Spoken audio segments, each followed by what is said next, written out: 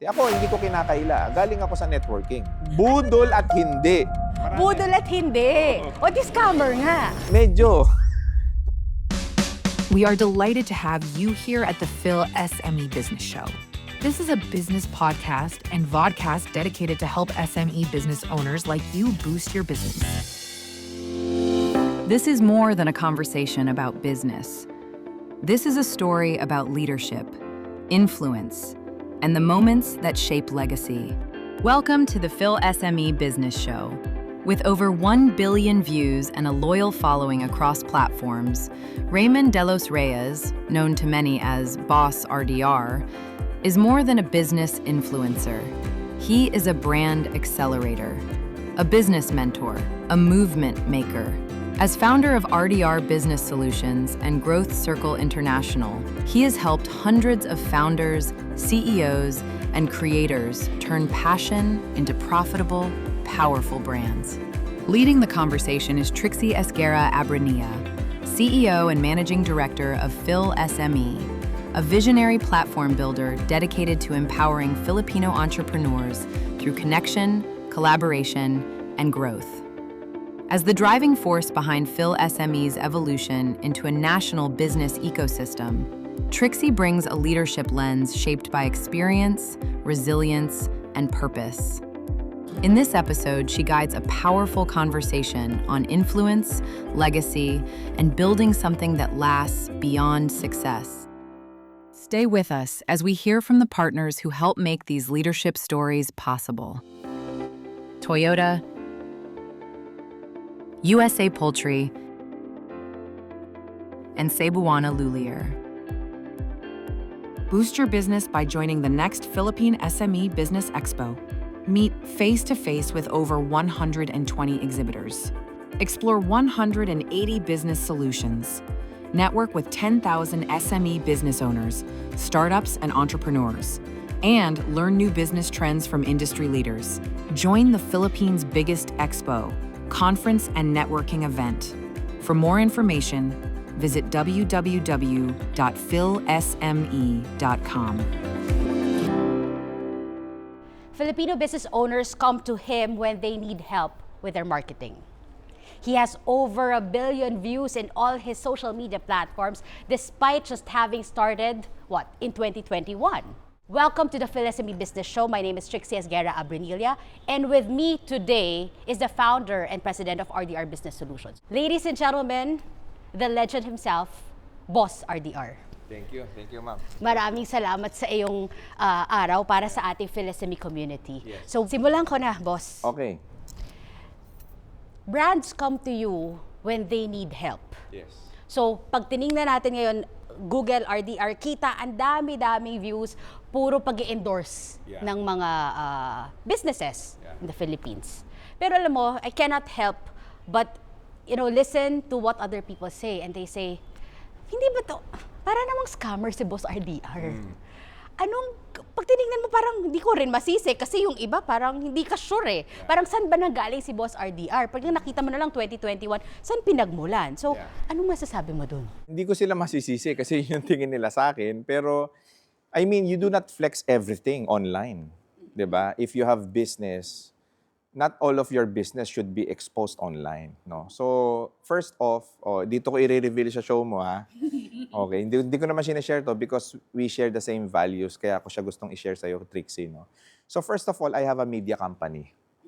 So, hindi alam na maraming tao that I also produces content for other people. Okay?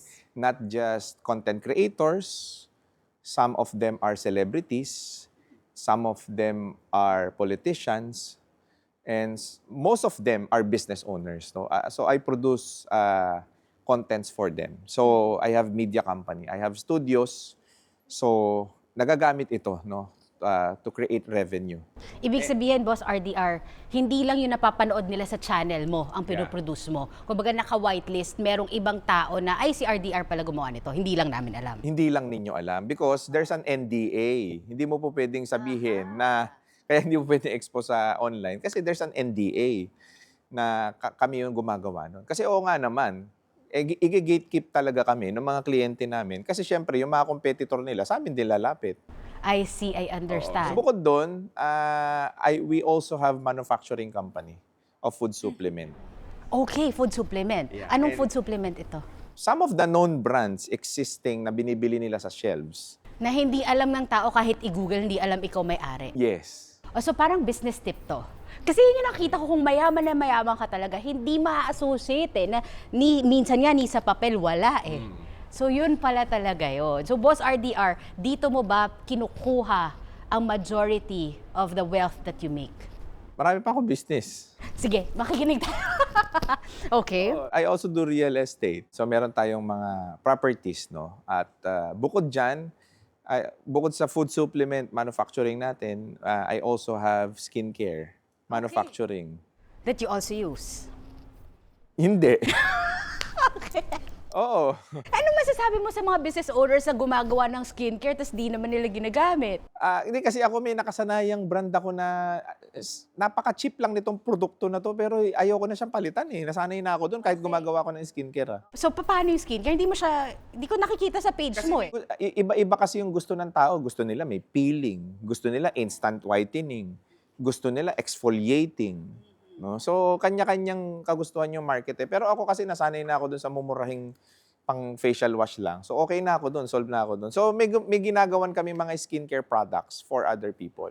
Okay, and the public doesn't know. Because we have NDA. 'Di ba? Pero I do not promote my manufacturing and my skincare manufacturing business online. Kasi, oo, alam mo naman yan. Pero, I mean, I pay tax. Just recently, I paid millions of pesos in tax. So, kung wala kang negosyo, bakit ka magbabayad ng tax? But sige, usaping tax. Ganito yan. When I talk to some business people, they tell me, Trixie, alam mo yun, magbayad ka man ng talagang totoo or hindi, pareho yan eh. Hindi Pwedeng totoo at the yun. end, sabi nila, at the end, may kukunin pa rin sa'yo. So bakit mo sasabihin ngayon yung totoo? Meron din naman, katulad ng nanay ko, Trix, no, you have to declare everything, which we do. Phil SME, we really do.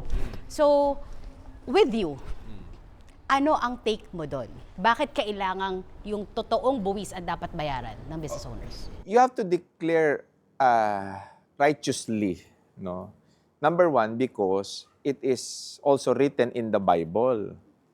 'Di ba? Na kailangan magbayad tayo ng ating kanya-kanyang buwis kasi nakatira tayo sa Pilipinas, no? Na meron tayong tinatawag na taxes na kailangan natin bayaran. Pero akin ang take ko dito, it's your tax is you eh. 'Di ba? Example, gusto mo Oo.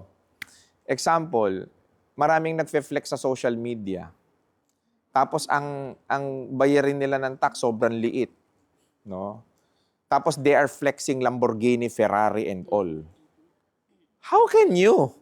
'Di ba? So kumbaga it doesn't align eh. 'Di ba? So para sa akin, ang totoong negosyante dapat nagbabayad ng tax kasi number one, ang tax makakatulong sa iyo pag nangailangan ka ng pera, maglo-loan ka sa bangko. Pwede kang bigyan ng credit line kapag ka maayos ang ITR mo. Pangalawa, if you wanna buy a property, no? Maayos ang ITR mo, maayos ang pagbabayad mo ng tax. Yung housing loan, mabilis. Yung car loan, mabilis. Yung pagkakaroon ng credit card, mabilis. Eh, ang tanong, puro utang yan, boss eh. Pero kung negosyante ka talaga, dapat ako naniniwala, dapat may utang ka. The good credit, oo. Oo, good credit ang tawag doon. Use other people's money. Oo, kasi you're going to use that to really expand your business. And based on realistically speaking, no, if you are paying tax, somehow meron kang peace of mind eh, na hindi ka natatakot sa gobyerno. At meron kang karapatan. Yun ang pinakamahalaga para sa akin. Meron kang karapatan na maningil. Kagaya ngayon sa flood control, may karapatan kang magalit kasi taxpayer ka.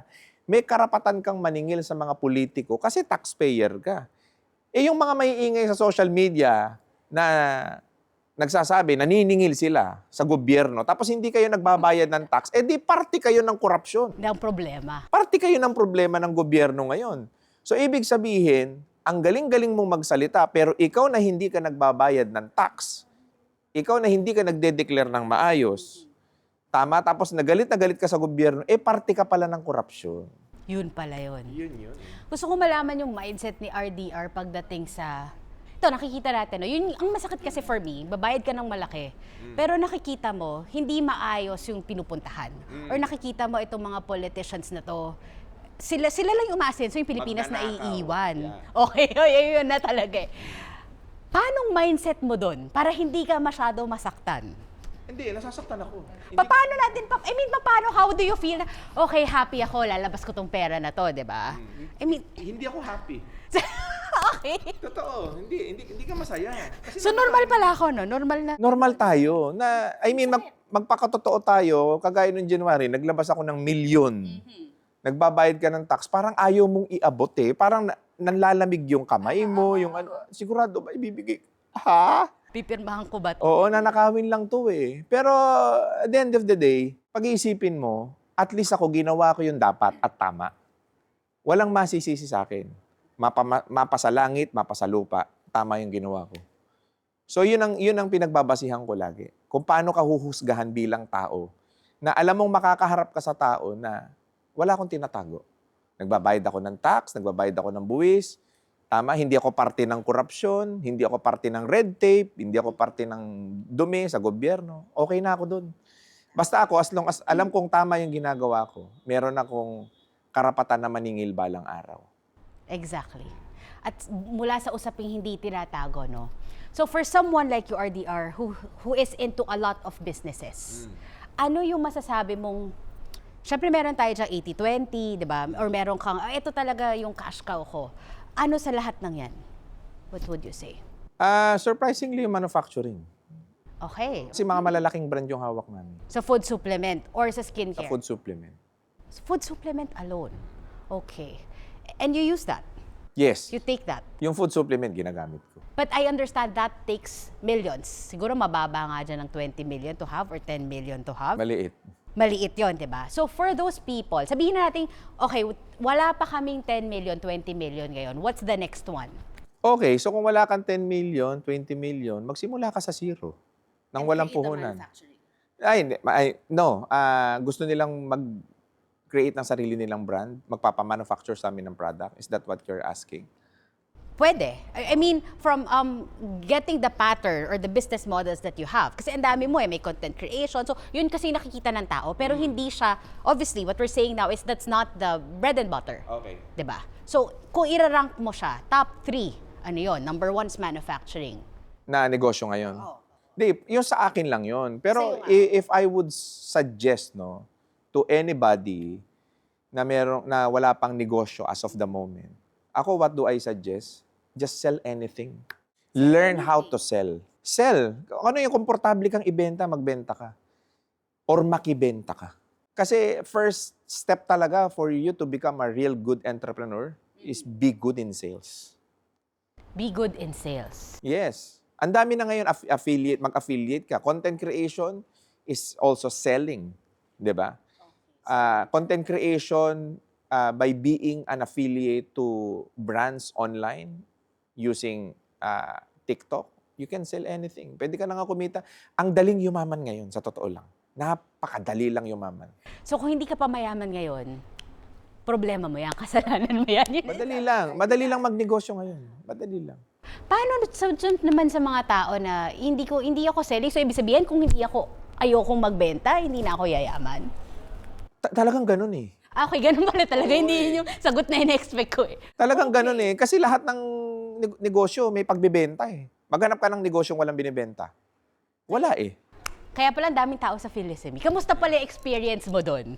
PhilSME. Oo, first time mong mag-booth, di ba? Nakita kita doon. Kamusta? Honestly. Ito kasi yung pinupuntahan ng mga, it's a no-brainer. Pag negosyante ka, nag-e-expand ka, nasa scaling stage ka, nagpaparami ka ng franchise, nagpaparami ka ng reseller, distributorship. It's a no-brainer na dapat kasama ka talaga sa PhilSME. Number 1, credibility. 'Di ba? Pag nakita ka doon sa event na 'yon, katabi halimbawa yung mga malalaking brand, it adds up to your brand credibility. So yun yung makukuha, not just the conversion, kasi conversion we can get it from anywhere. Yes. Tama, we can do ads, we can feature our business to other content creators na mas mura. Yes, given that. But what is important joining in PhilSME is just to be with credible brands. At pag nandun ka sa mga credible na brands, kasama ka nun, it elevates your brand. Okay. So ano naman magagawa pag elevated ang brand ko? Of course, you can dictate your price. Mhm. 'Di ba? Kasi there's only one way to eliminate competition. And that is, Be branded. yun, no? Oo. So, kumbaga, ito yung isa sa mga effort na pwede nilang magawa. O sige, RDR, branded na siya. What's the next step? Lahat ng competitor mo nag-brand din. Okay, Phil SME, bakit ka sasama, di ba? Okay. Second is yung like-minded people community. Di ba? Kasi, syempre, gusto mong i-showcase yung business mo para makapagbigay ka rin ng inspirasyon sa mga nag-uumpisa, mga bagong negosyante. Nandun yun eh. Nandun sa Phil SME yun eh. Di ba? Nandun yung audience mo eh. So, targeted ng audience, pag Phil SME, pag negosyante ka, dapat nasa Phil SME ka. Lalo na kung nandun ka sa scaling tsaka expansion stage. Salamat, RDR. And this is coming from him being on the floor, ha? Hindi lang to parang endorsement. lilinawin ko lang. Oo, yun. Okay? Nandun siya for 2 days kasi nakita ko. So, nagpunta nga ako sa booth mo, hindi ako makapasok. Dami bumibili ng libro mo, tapos nagpapasign. So, mabalik tayo, Boss RDR. Kita ko yung brands mo doon. So, ang dami-dami mong ginagawa. Ngayon, people might think, you're endorsing a lot of different brands.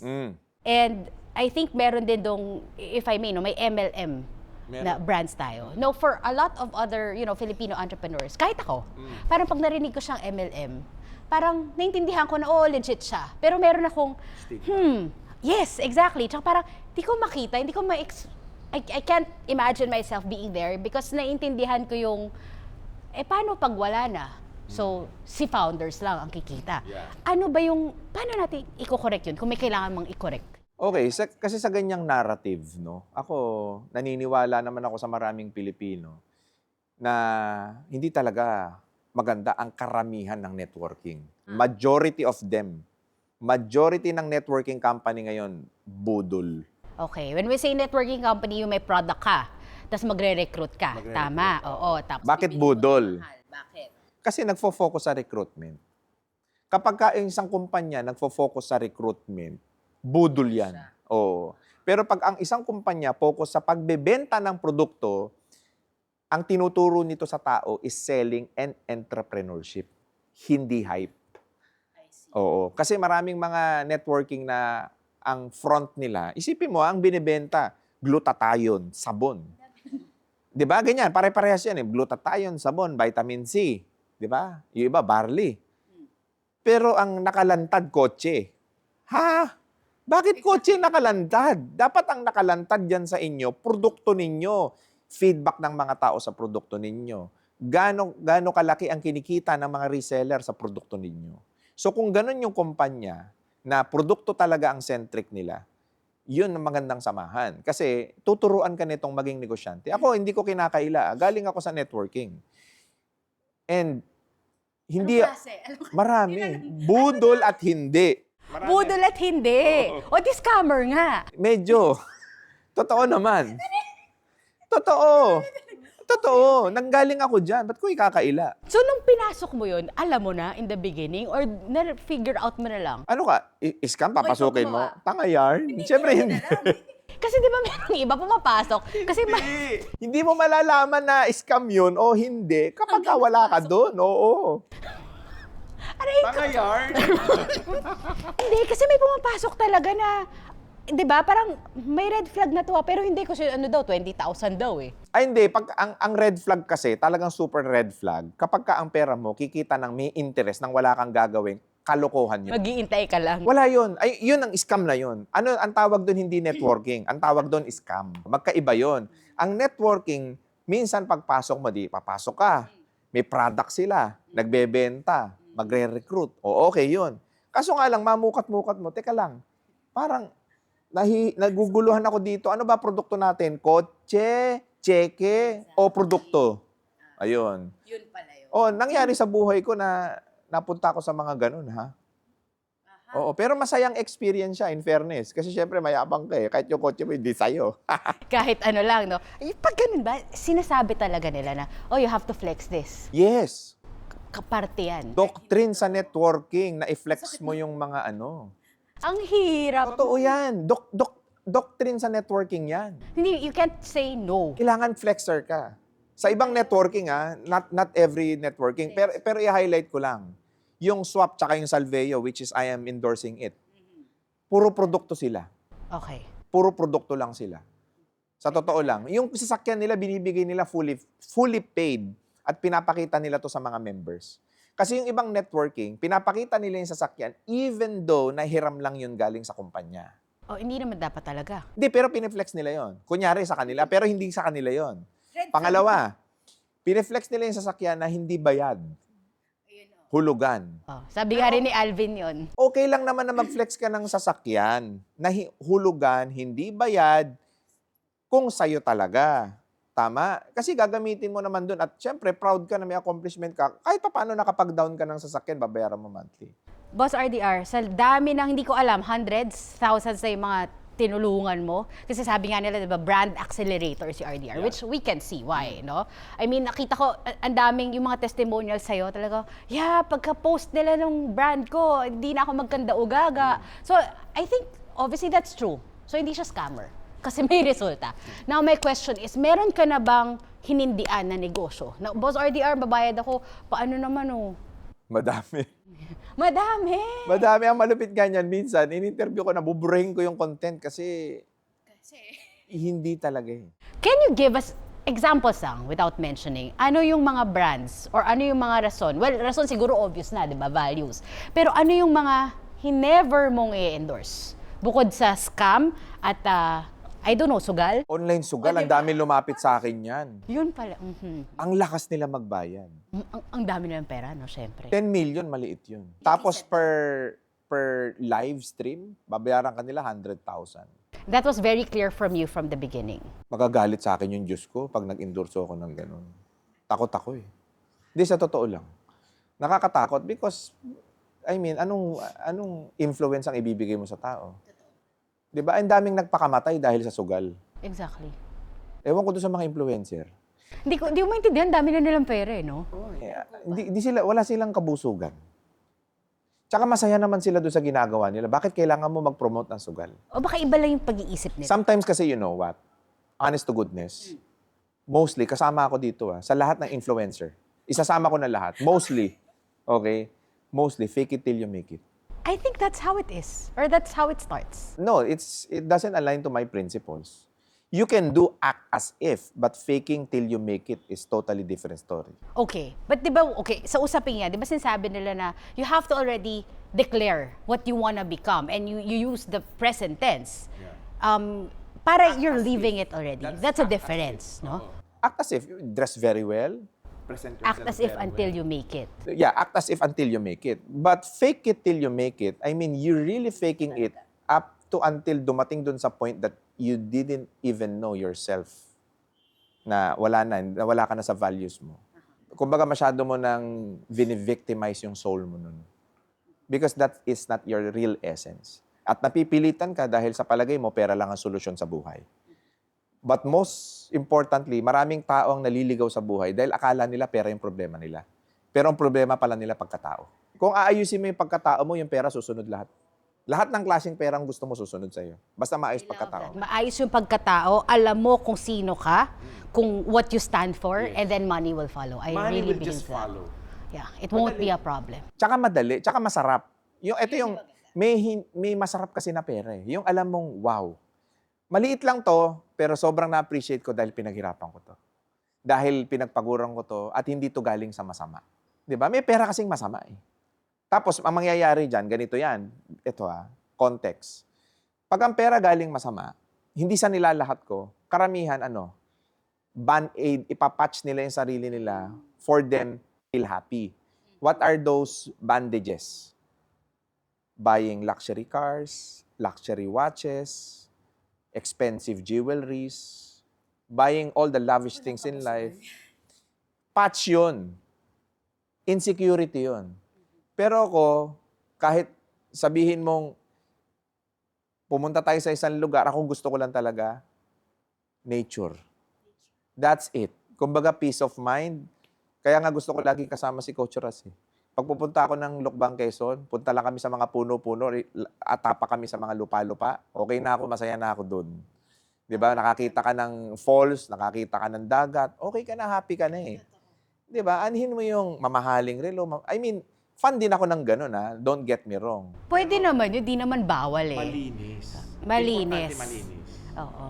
Ganun talaga kasi man by nature is insatiable. So, meron at meron. But luckily for us, no, ikaw nature, ako experience. Yeah. Yung parang minsan, sige, magkano ba yan? Kaya yan kasing kapalit experience. Yes. Yun, yung tipong, Abroad, yan. oo, kung Okay, kaya mo sabi mag ako, hindi ka naman lagi first class, so isang beses pala ako nakakapag-ganun. Pero yung feeling mo na, what does it really save you? Yes. How does it make you feel? Yun ako eh, parang, okay, I'm doing Essence. this exactly because it makes me feel good.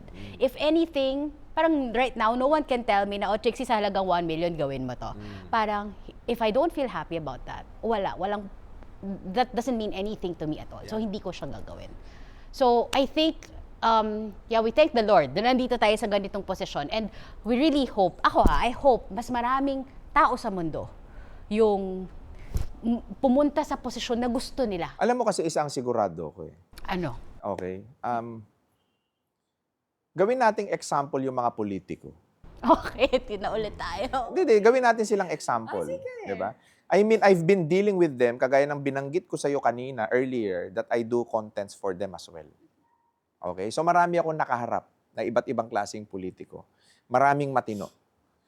Pero mas marami yung hindi. Okay? Lagay natin na sa'yo napunta halimbawa yung isang damakmak at sandamukal na pera. Trilyon ang napunta sa'yo. Eh, for example lang, At trilyon. masama ako. Hindi, sama-sama mong nakuha eh. Okay. So masama ka nga. Kaya nga masama, okay. Pero hindi, wag ikaw. Yung baso na lang yan. Yan ang politiko. Oh. Wag ikaw. Energy yan eh. Yung baso na yan, politiko yung hayop na yan. Di ba? Na corrupt. Okay.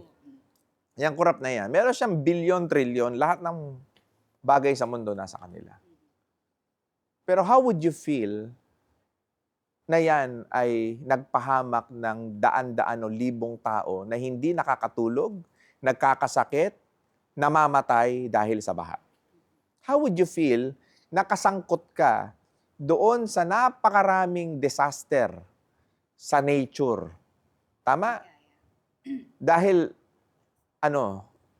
ninakaw mo yung perang bilyon, trilyon. Sige, lagay natin nakasakay ka sa Rolls Royce, sa Ferrari. Sumasakit na yung puso ko. Di ba? Lagay natin. And then you have this huge land, properties, lavish lifestyle and all. Lahat ng bagay nasa mundo. Pero yung soul na pinahamak mo, tama, does it make you happy? Pinapatulog ka ba nito sa gabi? May konsensya, nakukonsensya ka pa ba sa lahat ng nangyayari sa buhay ng mga tao na to? Kasi alam mo, kung hindi mo na nararamdaman lahat ng mga bagay na masasakit tungkol sa ibang tao, isang bagay lang ang sigurado ko sa'yo. Iniwan ka na ng Diyos. Nangiiwan ng Diyos. At hindi ka na magiging maligaya habang buhay. Nangiiwan ng Diyos. Iiwan ka. Pero alam mo, RDR, the way, sometimes ako, the way I see this, or I choose to see things is this. These people na insatiable na, yun yung pinag-uusapan natin. Iniisip ko na lang, hindi, yung Diyos din yung naglagay dyan dito kasi they're meant to teach us a lesson. Hindi ko alam ha. It could be true for you, pwede hindi. Sa akin, ganun ko na lang siya titingnan eh. Kasi I cannot wrap my head around how can you? Yeah. How could you? So I have to give myself my own answer. Yeah. Just to not feel so bad. Now, ang question ko ito, since you said, the politicians come to me and then you pick who you want to work with, I assume, Yeah. you don't get to have these conversations with them. Kasi kliyente, no? No. You can. Sa mukha nila sinasabi ko. And how is it? How do they take it? Pag nagbago yung body language, hindi ko na tinatanggap. Because that's a test eh. I mean, hindi naman ako nanliligaw sa'yo dahil gusto ko yung pera mo. Ikaw ang may kailangan sa akin. So, nandito na tayo sa point na you can say no at any time to anybody because you've made it. Kailangan align sa values talaga. Lahat ng gagawin mo. So that's what I'm getting right now. Kay RDR, sa lahat ng pinag-usapan namin, dalawang sit-down na namin to, yun values. Maraming pera kasi dyan. Totoo, di ba? Naglipa na yan eh. Katapos ikaw pipili ka yung pangit na pera, wag na. Exactly. So, energy yun. Tama. Energy yun. Totoo yun. I really believe in that. That's why, alam mo, hindi ko pa nami-meet talaga si Coach Russ. Coach Russ, good afternoon. I'd love to meet you. And I've heard so many good things about it. And Oy, alam mo, interviewin mo si Coach Ras. I will, through your help. Thank you. Kasi timo, ang isang RDR, may coaches din yan. Hindi pwedeng wala. At isa doon, si Coach Russ. So, ano yung pinakamagandang bagay na nabigay sa'yo ni Coach Russ or nakuha mo sa kanya na you're holding on to it? Dati kasi yung pera lahat sa akin maganda. Okay. So kung wala siguro si Coach Ras, siguro mas mayaman ako ngayon. Ayun pala yun. Hindi, totoo. Mas marami akong pera ngayon, ha? Pero hindi ganito kasaya buhay ko. Yun, exactly. That doesn't mean na mas marami kang pera, mas masaya buhay mo. Tamo, walang ka-wrinkles. Yun yun. Kaya tinanong ko, skincare, pero gamit niya. Totoo yun, di ba? Yung mga babae, kung ano-ano ng ilang libo nilagay. Pero pag nilagay mo sa lalaki na, tinabi mo sa lalaki na yung ginagamit niyang sabon na iisa, sila pa rin. So RDR, kanina sinabi mo, no? Kailangan you have to learn how to sell if you want to become rich, no? Sige, sell. Sabi mo anything. Ako kasi meron akong paniwala na you have to sell what you're, kung ano yung, saan ka magaling. Yes. Yeah. Pero sabi mo kasi sell anything eh. Yeah, sell anything. Depends on your personality kung ano yung kaya mo ibenta. Alam nga naman, babae ka, pag bentahin kita ng panlalaking produkto. Di siyempre, mas komportable ka sa pambabae. Pero minsan, may mga ganyan, kagaya ng boss ko, si Boss Lean. May-ari ng Brusco. Ako yung ambassador nun. Ang produkto niya, pampatigas ng Okay. lalaki. So, babae siya. Hindi niya naman linya yun. Eh kung na-research naman niya, bakit hindi? Exactly. May asawa siya or ano? Yeah. Yung ganong tipo. Okay, as long as naiintindihan mo. Bigyan ko yung viewers natin ng tip. Paano sila yayaman. Magbenta sila online. Maghanap sila ng best-selling product sa shelves. Sa traditional, sa shelves, sa grocery, sa drugstore, sa lahat. Best-selling product na wala sa online. Ilagay lang nila sa online. Yun. Tip number 1. Kuha pa tayo ng isa pa. Okay. Now, moving forward, ang dami mo ng businesses. What's next for RDR Business Solutions? Or for Boss RDR mismo? Next probably is be more purposeful in life. So yun talaga yung community. Mga advocacy na to. Not really advocacy, I mean income generating din siya. O parang sa'yo, ang business model mo is gathering business owners in one location, in one place. So that's really a purposeful business. So are you talking about your growth circle? Yeah, my community, my Growth Circle International community. Beside that, I have also free community which is Boss RDR Circle. It's free, weekly. Kagaya kanina, kakatapos ko lang. Linggo-linggo yan, naglilingkod ako ng libre. Yeah, Zoom, via Zoom. Libre yun. Gusto ko yung libreng lingkod, no? Hindi lang medical mission. Tsaka yun, walang binibenta ron.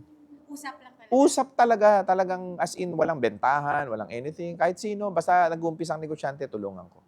Boss RDR, bilang halos papunta na tayo sa pangwakas. So napanood ko yung interview mo kay Boy Abunda. At noon ko lang doon nalaman, no, na sabi mo nga, you talked about failures, you talked about how you started. Pero for somebody who's thinking, you know what, I want to become like you, no? Isang Filipino entrepreneur.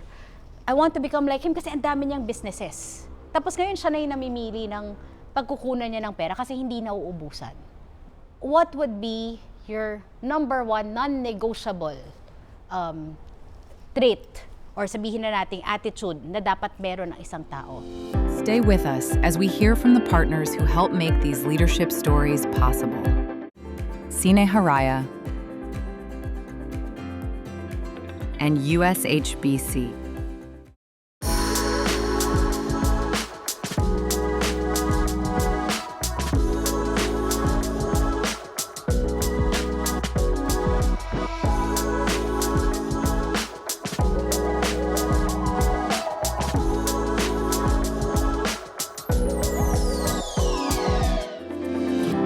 What would be your number 1 non-negotiable trait or sabihin na nating attitude na dapat meron ng isang tao? Dapat alam mo yung values mo sa person. And mamimili ka, mabuti ka o masama. Pag pinili mo yung mabuti, stick to that. Kahit ano mangyari. Ibig sabihin ba nito, napili mo minsan yung Oo hindi naman. mabuti, trinay mo? Oo Ito yung nag-scam ka? Hindi naman ako ng scam. Nasali ako sa networking. Sabi mo kanina, di Part ako, part. Party ka. Oo, buti sana ko ako may-ari nun eh. Ang yaman ko na sana ngayon.